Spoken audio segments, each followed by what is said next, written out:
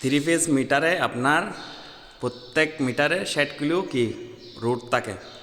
যেমন প্রত্যেক কিলোতে 20 কিলো করে, আপনার 20 কিলো করে হলে আপনার এগুলো সব ভাগ করে ফেলতে হবে। কারণ একটাতে 15 কিলো হলে আরেকটাতে 20 কিলো 23 কিলো এরকম হলে চলবে না। কারণ এখানে এরকম হলে আপনার কাটওয়ার্ড জ্বলে যাওয়ার সম্ভাবনা থাকবে।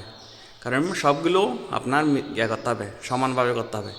একটাতে যদি 20 কিলো 18 কিলো হয়, আরেকটাতে 17 কিলো এবং 16 কিলো হলে সমস্যা নেই। কিন্তু 20-এর উপরে যেতে পারবে না কোনো লুট।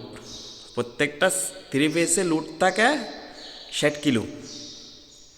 এগুলো আপনাকে সব ভাগ মানে হিসাব করতে হবে। আপনার প্রত্যেকটা ঘরের মধ্যে কতটা ফ্যান আছে, লাইট আছে, ওয়াটার হিটার, এসি, এগুলো সব হিসাব করতে হবে। হিসাব করে আপনার লুটটা ভাগ করে ফেলতে হবে। কোনো একটা রুমে 3টা কালার করলে সমস্যা নেই, লাইট ইডো ব্লু, আপনার লুট ভাগ করতে হবে।